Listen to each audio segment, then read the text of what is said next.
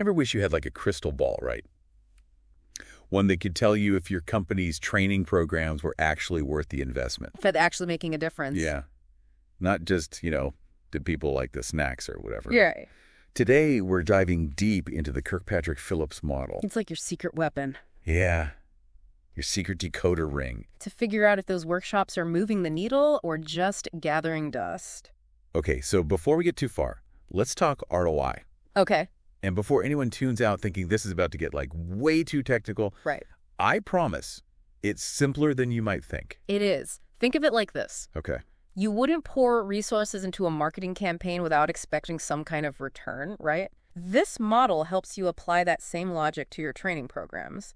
It makes the case for investing in your people, just like you, invest in other parts of your business. And that's what's so cool about the Kirkpatrick Phillips model. Yeah. It's not just about the dollars and cents. Mm-hmm. It's bigger than that. It breaks down the impact of training into 5 distinct levels. 5 levels. And those, did you enjoy this training, feedback forms? Yes. Those are just the very first step. Just dipping your toes in the water. Exactly. Yeah. So walk me through those 5 levels. Where did we go from those initial reactions?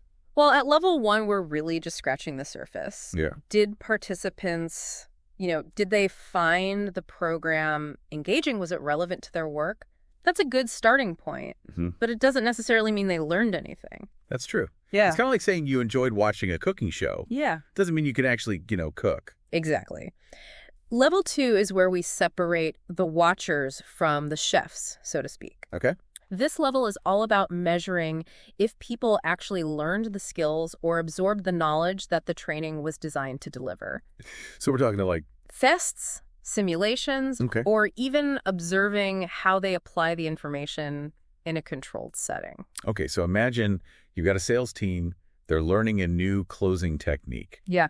Level 2 is making sure they can actually explain and use that technique in like a role play scenario. Yes. Not just that they like the trainer's jokes. Spot on. But here's where it gets even more interesting. Level 3. Okay.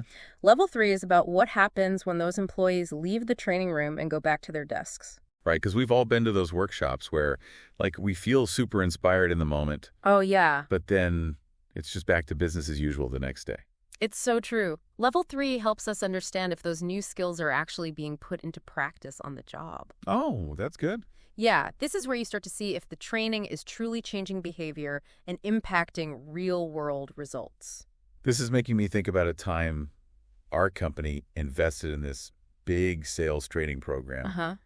And Yeah.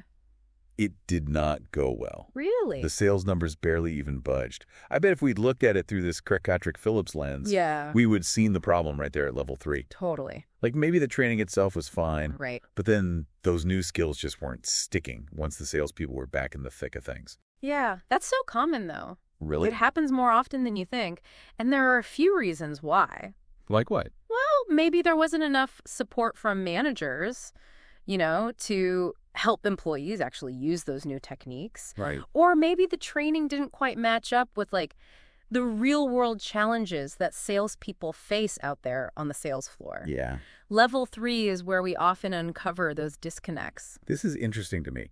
So we're not just evaluating the training itself. Right. We're evaluating the entire ecosystem that it fits into. Exactly. You've got to think about the bigger picture. Yeah. But we can't forget about the final 2 levels of the model. Okay. Level 4 is where things get really exciting.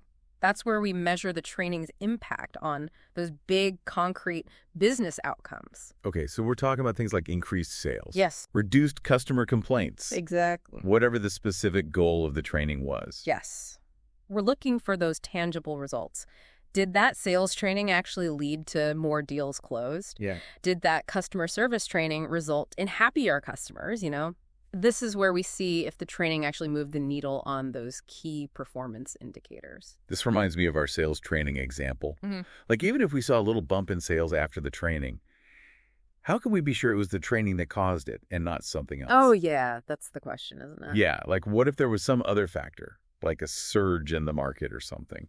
You've hit upon one of the trickiest parts of training evaluation. People want to assume that correlation equals causation. Right. But the Kirkpatrick Phillips model pushes us to dig deeper, and it gives us some pretty cool tools to do just that. Okay, what are these tools? One powerful technique is using control groups. Control groups. You're going to have to explain this one to me like I'm 5. I'm picturing scientists in lab coats. It's not as complicated as it sounds. Imagine you divide your sales team into 2 groups, right?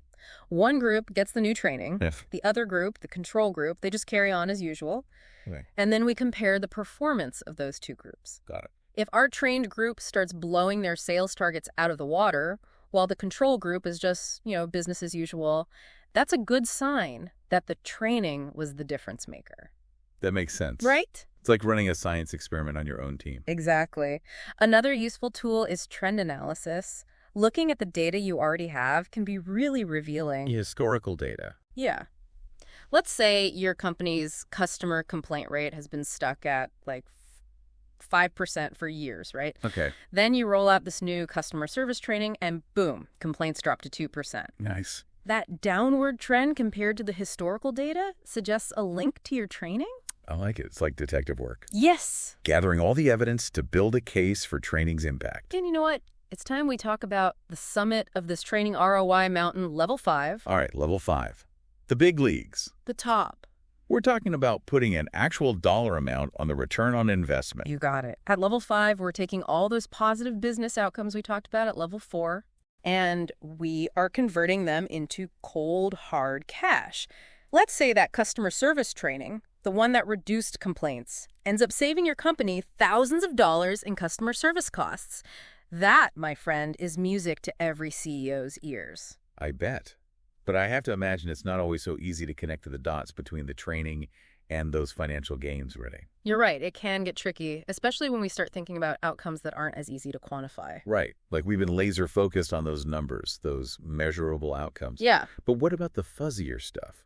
Oh, I see what you're saying. Yeah. No, How do you measure if a training program made employees happier? Yeah. Or if it improved teamwork? You're talking about the intangibles. Okay. Those things that are incredibly valuable, Yeah. but really hard to put a price tag on. Like, think about employee engagement, a strong company culture, or even just a less stressful environment. Those things can make a world of difference. Like they say, you can't put a price on happiness, right? Exactly. But you know it when you see it. For sure. And more importantly, you feel it in the way your team operates. So we can't always put an exact dollar amount on those outcomes, but we can't just ignore them. We absolutely need to acknowledge them and report on them. Because at the end of the day, happier employees, more engaged employees, they're going to contribute to a healthier bottom line. Yeah. It's just obvious, Exactly. And here's the best part about this whole framework, this Kirkpatrick Phillips model, while we've been talking about training. You can actually use this to evaluate almost any kind of organizational change. Hold on, really? Yeah. So it's not just for workshops and online courses? Nope. Think about implementing new software, a company-wide policy change, or even a restructuring. You can use this model to evaluate those too. Did employees adopt that new software? Did that policy change actually make the workplace better? This 5-level approach gives you such a clear understanding of what's working, what's not, and whether that investment, whether it was time, money, or energy, was worth it. Wow. It's like this model gives you X-ray vision into any kind of organizational change. I like that. And honestly, when you look at the data, you'll see that companies that implement well-designed training programs often see a better return on their investment than they see from things like equipment or technology. Okay, that's wild. All right, let's put ourselves in the hot seat for a second. Let's say you're in a board meeting and you have to make a case for investing in either a brand new marketing campaign or a company-wide training program. You can only choose one. Which one are you putting your money behind? And how are you using what we've talked about today to back up your decision? Ooh, that's a tough one. It's always about bringing in those new customers versus investing in the ones you already have. Yeah. And listen, I love a good marketing campaign, don't get me wrong, Right. but I'm always going to be a champion for a well-trained, highly engaged workforce. You're right, though. I can't just go into that board meeting and be like, training is good, trust me. I Right. need data on my side. And that's where the Kirkpatrick Phillips model comes in. Like our training ROI superhero. Exactly. I would start by looking at the problem I'm trying to solve. Is it that sales are down? Are customers not sticking around? Then I'd design a training program that goes right at that problem. And I would use this model to track its impact. And it's not just those level 1 happy sheets. No way. We're going all the way to level 5. You're going for the gold. Tracking those business results, those tangible outcomes, showing how those training dollars are bringing real value to the table. Yes.